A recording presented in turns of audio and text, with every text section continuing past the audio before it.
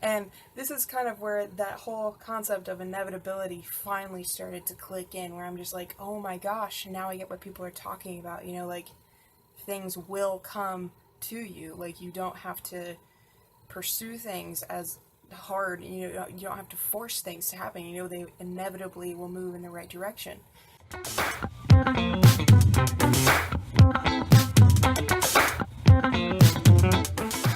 If you can only support creators who provide value and make you think, please consider contributing to my Patreon page the next time you watch one of my videos. Hi everybody and welcome.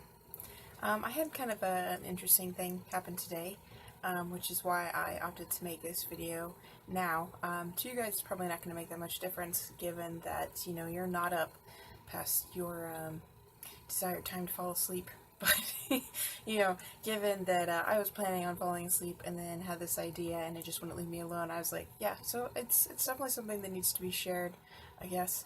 And, yeah, it was quite interesting to discover. This is one of those moments where you have kind of like an aha moment and you're just like, oh my gosh, I totally understand now, like so much better than I ever did before.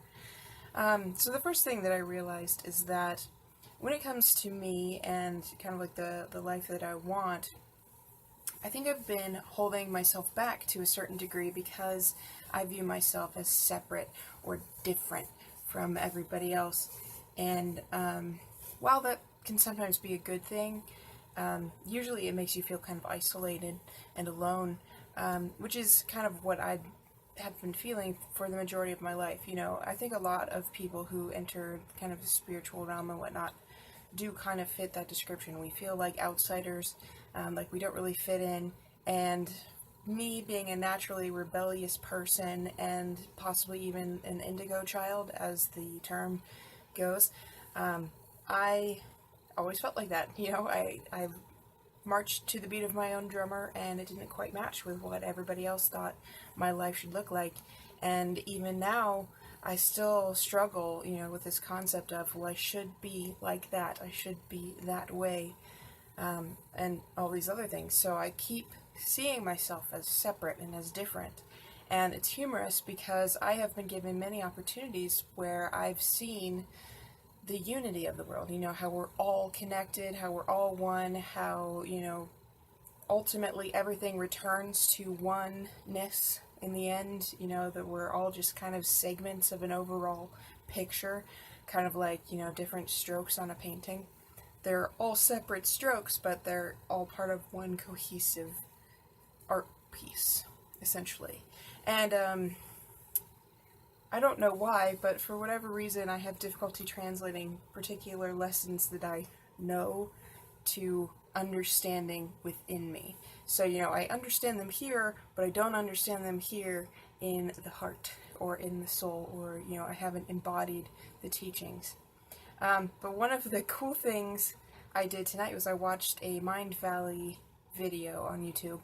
And, I watch YouTube videos regularly and I read books and things like this, so aha moments are not that uncommon for me. The problem is definitely capturing them to be able to share and teach other people. But this particular one really felt profound. I mean, it wasn't like shocking or anything. It wasn't surprising or, brand new concepts or anything like that. It was just like finally the things clicked into place and I was like, wow, how did I not see that before? And essentially what it was is, here I am, the person that is me, struggling to find my place, and particularly with the financial stuff. I have always felt kind of confused, like, why is it that so much of my life can be going so well and then these other particular aspects don't work, and I don't really know why. Particularly because, I tend to be in a pretty good state of mind, so it's strange that they haven't worked so far. But I view money as kind of a magnifying glass or a mirror effect, to where the money I have is a direct reflection of the impact or the influence that I've had on other people's lives. And there's a bit of an internal struggle that I think all of us go through, which is, I don't really have anything of value to offer. I don't really have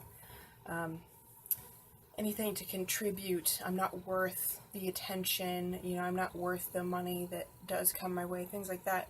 So I do have that kind of internal struggle going on to a certain degree every now and then. It's not something that I think about all that much, but it is present at times. So you can probably relate in some extent. I think we all have some hints of that kind of internal scarring. I don't really know. If you don't, definitely let us all know how you did it.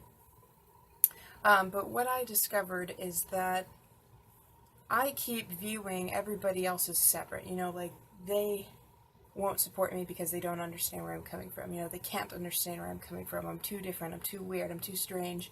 I'm too out of the box. I'm too different. And I think that for many of us, that's kind of how the process goes, is you start out in this cultural society where everybody expects you to follow the rules. And if you don't follow the rules, then you're told from a very young age that you're separate and that you're different and that, you don't match. But as you move up kind of the levels, and this was something they discussed in the Mind Valley video as well, 4 levels of conscious development. But as you move up in the levels, you eventually reach this 4th level, which is all about unity, which is in direct opposition to what you learned from level 1, which is that you're different and weird and strange. So when it comes to, say, manifesting people who can support me on my journey and, enable me to buy a house, and maybe have some stability in my financial situation and, to be able to kind of live a more free life and continue to make things like this and learn and grow and help other people and, pursue the things that I truly care about. I never knew how to find those people, how to find my group, how to find those people that resonate with me. And to a certain degree, I always questioned if they even existed or not. Like, I'm just too weird, nobody can relate. And it's humorous because I'm nowhere near the most radical spiritual and personal development kind of teacher out there. I'm not all that radical. I mean, Teal Swan gets a lot of flack for what she says. Most of the stuff that she says I agree with, though. So, I mean, I suppose some people could say that I do hold some of the same beliefs in that regard, but I don't tend to be as inflammatory with the way that I bring them out, which is also humorous given that I'm a fairly assertive person. But essentially, I didn't know how those people would come into my life, how those people would find, say, my YouTube channel, how those people would contribute, how they'd be willing even to acknowledge my value, and, help me along the way. I guess part of that is limiting beliefs on money and whatnot. But I really should stop delaying. So what I discovered through this Mind Valley course, and it's not something that he said specifically, but it was just kind of like, if you look at the world similar to the body, like if you take the body and you expand it outwards, in the human body, you are one individual, and yet you're made up of trillions of individual cells. And you have all these different body parts as well, like you have your hand, and your hand has fingers, and then you have your feet, and your feet have toes, and then you also have legs. You get the picture, and you have the internal organs and whatnot. And if you look at humans as, say, the cells of an even greater system, which is more than likely the case, especially given simulation theory, if you buy into that, then essentially I am like a cell in a larger body. And if I am a kidney cell, it doesn't make much sense for me to be in the eye. And so if I am in the eye and I'm trying to connect with people who are eyes, it's kind of ridiculous. But also, if I am a kidney cell, I will inevitably find other kidney cells because that's where I fit. It's inevitable. You will end up in the kidney if you're a kidney cell. It just cannot not be that way. And this is kind of where that whole concept of inevitability finally started to click in, where I'm just like, oh my gosh, now I get what people are talking about, you know, like, things will come to you. Like, you don't have to pursue things as hard, you know, you don't have to force things to happen, you know, they inevitably will move in the right direction. And I think what I've been doing is I've been trying to work my way up to the eyes and being like, well, I fit here, right? This is where I belong. But I'm not allowing myself to just go where I naturally should go, you know, allowing the larger universal body to guide me to a certain degree toward the spot where I belong. You know, I've been causing illness in the overall body because I've been fighting it. And if I just allow myself to return to norm, if I keep that positive emotion and I stay in a state of flow, I inevitably will find the people like me. I will inevitably find the other cells who fit my system. And this was a really cool concept to me, because I was like, oh my gosh, I understand now. You know, it's not that I'm so different, I just keep viewing myself that way. You know, I am actually exactly where I need to be, you know, and the right people will find me, because it's inevitable that they won't. You know, they have to exist. It's impossible that they don't exist. It's impossible that I won't find my group. It's impossible I won't find my tribe. The only way that I couldn't find them, the only way they couldn't find me, is if I continue to struggle against my role. And another thing that's kind of interesting in this is that when you have goals and dreams and desires, a lot of us view them as ours. Like there are dreams, there are goals, and there are desires. But we all seem to have different ones, and there's not really an explanation as to why that is. But if you look at it similar to the cells in your body, once again, your cells have individual desires and needs as well. Usually their desires and needs are going to be something fairly simple for you to accommodate. You know, like they need oxygen, they need energy from food, and that's going to be distributed to your system fairly automatically. Like, you don't have to consciously think about how your body is processing food and force it to, you know, accept the water that you're drinking in to rehydrate. Your body can pretty well take care of that itself. It just needs you to create the catalyst.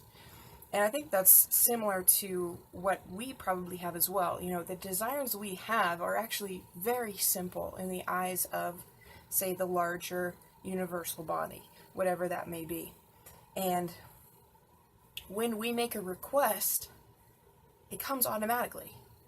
There is no struggle, you know, because that universal body automatically fulfills that need. It hears the desire, you know, it feels the rumbling stomach of hunger and inputs what is necessary. And then whatever it is we need is distributed to us automatically. The problem is most of us reject the sustenance the higher body is giving us. Similar to how you have an allergic reaction. Something inside you has decided to not accept whatever information has been given, whatever sustenance has been provided. And now you have a blockage, or, you know, now you have an illness. And I suppose that's what illness is as well. It's kind of like a part of you rejecting something that you have given it. I personally believe that illness is a manifestation of negative emotion, and an indicator for change. This is something that I share with Teal Swan as well. Like, she describes cancer as an antagonistic ally. I fully agree with that. And I know that a lot of people look at that concept and go, oh, how can you believe that? You know, what about kids with cancer? And I'm like, well, you know, you don't necessarily know what the message is. Only the child would know. And maybe that child is looking for, like, family unity, and the best way to get family unity is through illness. I mean, illness really brings people together for some weird reason. I've been through a prime example of this when I got hospitalized in 8th grade. You know, a lot of people came in and started supporting me. I really got to see how much I mattered to the people in my life. So when your body rejects something, you end up with an illness. So when we don't allow the abundance that the universe is essentially giving us freely, because it's absolutely natural and normal for it to do so, we actually create illness within the larger universal body. So we become the cancer to the universe. And that is not exactly an appealing idea, but you can understand how you can understand what I'm kind of talking about here. You understand illness in your body, and if you scale that out, you see how one bad thing in the body can cause a huge issue in the overall experience. Now, usually one bad cell is going to be destroyed pretty quickly within our bodies, and I think that happens pretty regularly within the world as well. It's not necessarily that the cell itself is bad, it's just that, for whatever reason it's not functioning. I don't know why. But I think that's usually how natural disasters and wars and stuff usually come in, is they're kind of like a cleaning mechanism. The white blood cells of sorts, and they definitely don't need to occur in that manner. But if we actually came into alignment within ourselves, you no longer need the wars and the natural disasters and stuff in order to cleanse illness from the body. And I think, just like in the body, it's the collection of cells that really is the issue. So one bad cell can be potentially problematic, but it's only really when that cell starts gaining support and creates a community around specifically the issue that they're dealing with. That's when you start to create kind of a cancer or a tumor, and the more people are attracted to it, the larger the tumor, and the more the cancer spreads, things like that. So it's really kind of cool to look at the world this way. And it really shows you the level of responsibility you have in creating a more peaceful and harmonious world. And I know that's a lot of responsibility to put on you, but really, it's not as hard as it may sound. Like, it genuinely just comes down to you allowing goodness, just allowing life to work the way it's supposed to. So just stop fighting. That's all you really have to do in this particular instance. You just allow life to function. You accept that your desires are okay and that you're worthy of them and that they will come to you. And you don't need to fight it. You don't need to argue about it. You don't need to justify why you shouldn't get them. They are yours if you are willing to accept them. This is why gift receiving is also something that we have to practice. We're much better at gift giving than we are gift receiving. This is shown through our ability to accept compliments. Most of us are much better at giving compliments than accepting them. So, once again, when it comes to gifts, you also need to learn to receive. You need to allow, you need to be willing to let other people handle the burden sometimes. And that actually relieves some stress from you. So you just get to have fun, you get to enjoy, and you get to explore. You get to see the true potential and find all of the interesting roads and paths that were here specifically for you. If you're a kidney in the body of the universe, you do have a particular function. And it's not like it's a job that's forced upon you. It's going to be so natural that it just feels right. You're going to want to do it because that is you. I don't think our kidneys are like, oh, damn, why am I not the heart? They're okay being kidneys. They were made for that purpose. And that's how we are as well. So I think that's everything that I have to talk about right now. It's definitely been an interesting night, and I am kind of excited to see where this train of thought takes me in the future. So I hope you enjoyed it. Maybe it got you thinking and considering your own biases and stuff and potential areas that are holding you back as well, and possibly even aiding you in your ability to allow life to come more easily and to flow into existence. maybe you're even one of my fellow kidney cells. And that would be awesome. So thanks for watching. I hope you enjoyed. Click that like button, subscribe, click the notification bell, and if you have any questions, ideas for videos, or concepts that you want to share, definitely leave them in the comments, and I will do my best to respond. And yeah, that's all. So talk to you soon. Bye.